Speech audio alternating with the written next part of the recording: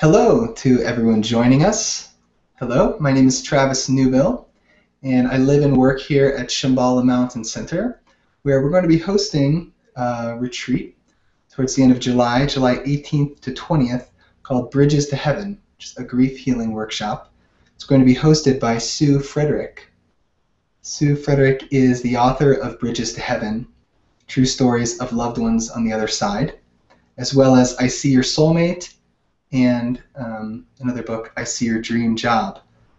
Sue has been an intuitive since childhood. She's trained more than 200 intuitive coaches around the world, and her work has been featured in the New York Times, CNN.com, and Yoga Journal, among other media outlets.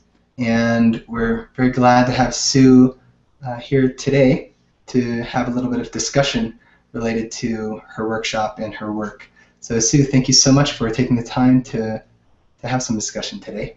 Well, it's a pleasure to be here with you. I love teaching at Shambhala. It's a wonderful place. Good. It's a joy to have you here. So to begin with, how does your work as an intuitive facilitate the healing process for people, which I imagine is what's going to be going on in the retreat you'll be leading? Well, I believe that we're all intuitive, not just me, but yet I've learned some techniques and meditations that allow me to tap into the other realms that I know that everyone can experience those same meditations and connect to the other side. And I help people who are grieving to learn that they can have their own experience of connecting to the divine realms and even having a healing conversation with their departed loved one. And what I've learned is that it's one thing not very helpful for an intuitive person to say, yes, I sense your departed father and he says this or that, because the person goes, oh, well, you must have that gift of connecting and I don't, and they go home and their life isn't changed. But if you teach a person how to, an everyday person who's grieving the loss of their child or their spouse, teach them how to quiet their mind through meditation and spiritual practice, and then open their heart and then feel the energy of their departed, then their life is changed because they know they carry that in them all the time and they can access that connection whenever they want. And that's what we experience in the workshop. Is there a danger of all of people maybe misinterpreting what they're experiencing and maybe becoming confused about whether the energy they're feeling is their departed one or something else? We start, it's a 3-day workshop. So we start with doing sharing our stories so that everyone can have the first night where people tell the story of who they've lost, and it's I really consider that our night of pain because everyone is telling very, very sad stories of loss, and we allow that loss and sadness to come out. And then I guide the group through my Break Your Heart Wide Open meditation that helps begin to move some of that pain out of the heart chakra. And then by the next morning, we come in and we start other steps and other processes and other meditations so that by the time we're doing this reconnection meditation work where we are connecting to our loved ones, we've gone through a whole process of getting there. And the people who are grieving, I'm guiding them step by step in how to have the connection, and then I have them writing what they're experiencing as they're connecting. And so they'll start writing after we do the meditation. They start writing, and by the end of 30 minutes we go around and share what everyone has written. It's the most healing thing, and I just consider myself the facilitator. I'm just blessed to be the facilitator of it. But for example, last summer, one of the students had lost her 20-year-old son, and she was so devastated the first night she could hardly speak as she told her story. And by the end of the workshop, she was reading everything her son had said to her in her meditation in his words, and there were so many pieces of it that were clear to her and to us, were not from her mind. They were really from the energy of her beautiful departed son. And she was just filled with joy. And, you know, many people experience a great spiritual crisis when they go through grief. They aren't sure if their loved one's soul continues or where it goes or if it exists. And that's really the great heartache of grief and loss. And by going through a process where you personally can feel that loving energy from your departed trying to comfort you, it's life-changing for people. And I have students and clients who I've worked with over the years who just tell me over and over again how the moment that we did that together, it changed their whole perspective on everything. It's really a spiritual awakening process. Mm. And is it, would you say, broadly accessible to a range of spiritual faiths, or is it more closely linked to? No, that's the great thing, is that we do talk a lot about the difference between spirituality and religion, and what different religions say about what happens when we die, and how those beliefs resonate with people as, you know, do they resonate as true or not, and how does that feel, and what are your own personal beliefs. That's a big part of our conversation before we begin. And then we make it very clear that spirituality and meditation have nothing to do with religion. It is simply a process of quieting the mind. And everyone has a monkey mind. Everyone has a left brain that's constantly giving them chatter, that's constantly also giving them fear voices and negativity. But we also all have the right brain, which is our connection to our higher self, our divinity, and our intuition.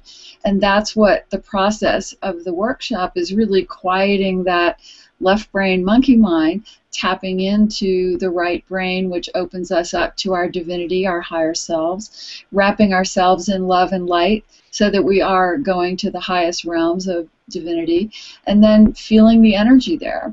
And when someone you love crosses over, they have a very deep bond to help you heal, and they will come and try to comfort you and help you.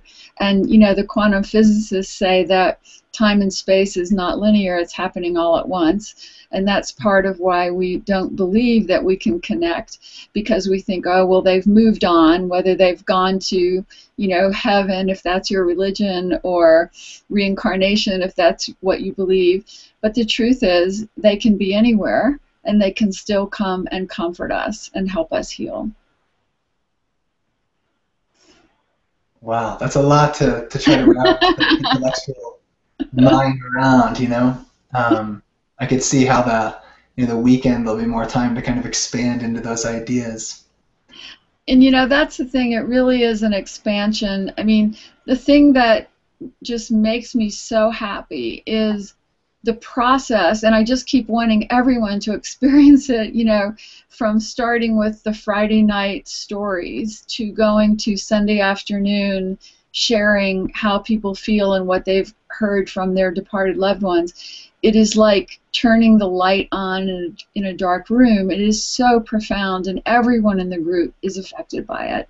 You know, even when I've taught very large groups at other retreat centers like Kripalu and places like that, it's just profound. Even the most cynical and grief-stricken person on Friday night, by Sunday, is having an experience that is opening their heart, getting them to believe in the continuation of spirit, and having their own healing messages. And it's an amazing thing to be a part of. You discussed this process in a blog piece that you wrote for us, in which the experience of pain and grief, like, actually is a really important and precious opportunity to access some higher consciousness or higher self. I wonder if you could say something about. Yeah, I mean, the way I see things, that when we come here on planet Earth and incarnated in a human body, we are often asleep here, and we forget that we're a soul, that we've come here on a journey of evolution, that we come from the divine realms, and the things that wake us up are the painful moments, whether we lose someone we love, or even if we lose a job we love, or we lose, if people experience financial problems. Those are the moments when we finally sort of take a breath and go, wait a minute, who am I? Why am I here? And what is the purpose of my life? And those are the only important questions to ever ask, because that's when we begin to remember that we are a soul on a journey. We did come here on purpose to evolve and to help others. And that awakening changes everything in our life. And without that grief, that heartbreak, we really haven't begun to live here. And when I work with my grieving clients and students, I tell them, if Divine Mother Grief has chosen you as her student, consider yourself very blessed, because she is the greatest spiritual teacher we have. It's almost counter instinctual or counter, cultural. Right. Well, this has been the lesson of my lifetime. My husband died when I was in my 20s, and my best girlfriend died the year after that, and my father, and on and on. I've lost so many people I love, so many of them quite young. And the world would look at that as tragic. I look at it as the greatest blessing of my life, because it made me ask those hard questions. Where did my loved ones go? Why am I here? Why does someone young and healthy, like my husband, die a tragic death of suffering through cancer? And those sorts of questions get us looking beyond the physical world for the real meaning of soul and spirit and who we are. This upcoming weekend definitely seems like a rich opportunity to connect with that dimension of our of our lives, our potential. Is there anything else at all that you want to say about the retreat in particular? What people might experience there? I would like to tell people that even if they aren't sure what they believe, even if they think maybe there's nothing beyond the physical world, or even if they think that their loved one died 10 or 20 years ago, so what's the point? As long as they feel they have a longing to understand grief and death, or they have a longing to have a healing moment with their departed, I hope that they will come to the workshop, because I know they will find something that heals them and helps them. Thank you so much, and we hope they'll come to the workshop too. We hope whoever is tuned in, watching, or listening, we warmly invite you to come up for this special weekend with Sue. And thank you for tuning in and listening to this conversation, and thanks again so much to you, Sue. Thank you so much. Just one more time, the program's called Bridges to Heaven, a grief healing workshop, and it'll be hosted here at Shambhala Mountain Center July 18th to July 20th. So you can check out our website for some more information, shambhalamountain.org, and to register. And we will be in touch again soon. Thank you. Thank you.